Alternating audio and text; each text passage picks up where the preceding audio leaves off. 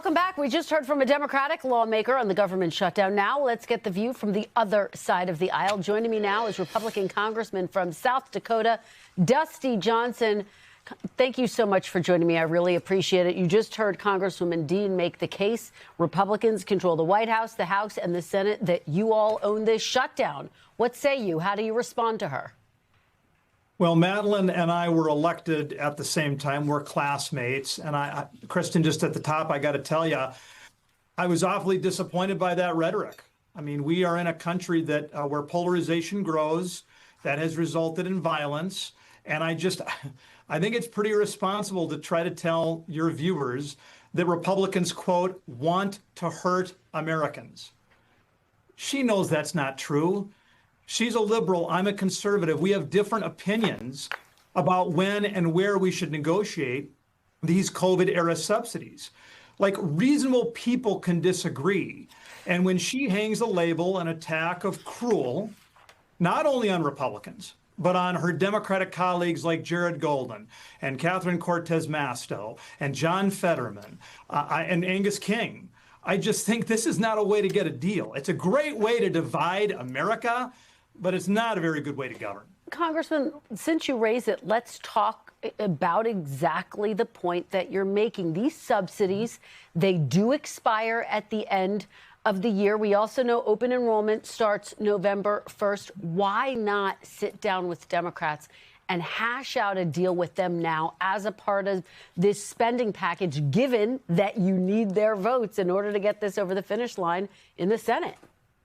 Negotiation is wonderful. Clearly, we've got four different approaches. You've got the Democratic and Republican caucuses in both the House and the Senate. And there aren't a lot of big picture things that are agreed to yet. But clearly, COVID-era subsidies are going to be a part of the conversation. So that's not a disagreement between Madeline and Dusty Johnson. The only disagreement we have is, should those negotiations go on while the government is closed? That's Madeline's approach. Or should those negotiations go on while the government is open? That's Dusty's approach. And when she says it's not a clean CR, that, you know, that's not true, Kristen. You know that she's wrong about that. You know this is exactly the kind of crystal clear, thin CR language that parties have passed together in the past. She wants to link a bunch of other issues into a 6-week CR. We can get big policy agreements on a 52-week funding package. A big $1.5 trillion deal on a stopgap, that's never happened in American history before. Well, let me ask you, because it's estimated that the number of uninsured people in your state of South Dakota, would rise by about 20,000 if these tax credits expire. And again, open enrollment starts November 1st. What do you say to your constituents who are watching this, Congressman, and who are concerned they could see their premiums rise, they could lose coverage? These are exactly the kind of big decisions that the big boys and the big girls in Congress get paid to make. The question is not whether we're going to negotiate on this. The question isn't whether we want to take care of working class South Dakotans or not. The only question is, are we going to allow Democrats to gain more leverage by forcing us to negotiate while the government is closed? I'm fine negotiating. I would just prefer to negotiate while, servicemen and women are getting their paychecks, where people can go to national parks with a full suite of offerings, where people can go into the Farm Service Agency office and get help. I don't know why we have to shut down the government for Madeline Dean to feel comfortable negotiating. Well, let me ask you, because usually when there is a government shutdown, there are furloughs. Tens of thousands of federal employees work without pay. But President Trump is taking a different tactic this time. He's threatening mass layoffs. The OMB director, in fact, saying those layoffs could begin in 1 to 2 days. Do you agree with that tactic, Congressman? Do you think that's the right approach? Well, I talked to Russ Vought today. I was on a call with him, and I think there's been some misrepresentation. He went through in some fair detail in this call that he was not looking to impose pain on America. He was looking to avoid pain. There are some limitations to what he can do in federal law when an agency is out of money. That is one of the reasons why people want to talk about WIC. For your listeners who don't know, your viewers who don't know, incredibly powerful program, women, infants, and children, and make sure that the most vulnerable families have access to dairy products and other proteins. That's a good program. We want to keep that going. That's why the 6-week CR that Republicans and Democrats together have voted for over the last couple of weeks included an anomaly to create more flexibility for WIC to continue to serve families. Madeline Dean and her colleagues, most of them, voted against that. That is what is imposing this pain.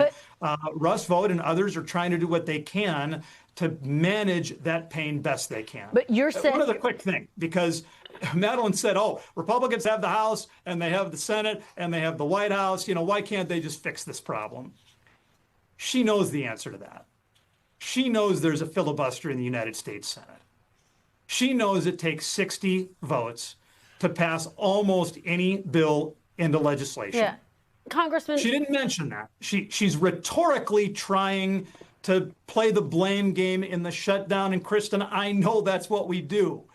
But instead of trying to stick one party with all the blame, I guess I'm just trying to say we got to get to 60 votes. But Congressman, you're saying that's going to include a few of us having to work together to get it done. You're saying that you don't think they're actually going to follow through with these layoffs. But President Trump's been very clear that he intends to follow through with these layoffs. I think there are going to be layoffs, but I think those layoffs will be designed not to impose harm on the American people, but there'll be layoffs that I think the administration thinks that over time will make the country stronger. Well, won't the people who are laid off suffer? Well, there are clearly, we know that shutdowns of any kind under the Obama presidency or the Trump presidency, we know that those impose real pain on every single American to some greater or lesser degree. There are some federal employees that shouldn't have jobs, though, Kristen. Not every single federal job is some sort of a birthright. There are people who have been hired to do things that our country, $2 trillion upside down every single year, probably shouldn't be taking taxpayer money to do. Those are the positions that should be eliminated. Congressman, I want to ask you, because you're talking about the language and rhetoric used by your colleague Madeline Dean. President Trump posted these videos, deepfake videos, mocking Minority Leader Hakeem Jeffries. He's wearing a sombrero. Some Democrats have called it racist. Does the buck stop with the president when it comes to rhetoric and the type of messaging that he's sending out? I haven't seen the videos. That being said, I'll accept your framing of them as problematic. And yeah, I mean, that is not... that's not a video that I would post. I think we all realize Donald Trump has an unorthodox style of communicating. That's not new. The American people, more of them voted for him than voted for Kamala Harris. I think they understood what they were getting. And listen, he does things very differently than I do. But whether or not he posts a video is nowhere near as important a question as why do my colleagues on the other side of the aisle think we have to have the government shut down to negotiate? We don't. Congressman, asking the same question I asked your colleague Madeline Dean, how long are you prepared to fight? Weeks, months? How long do you think this is going to take? I think we know that the compromise on the big policy issues are going to come in a full year funding package.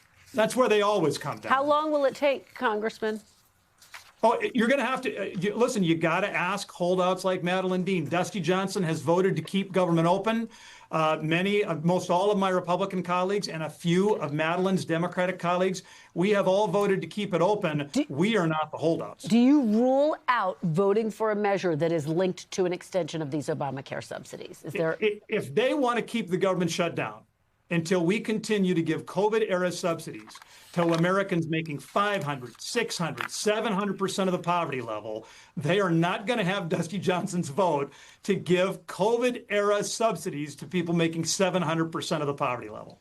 All right. Congressman Dusty Johnson, thank you very much. We really appreciate your joining us. We thank you for watching. And remember, stay updated on breaking news and top stories on the NBC News app or watch live on our YouTube channel.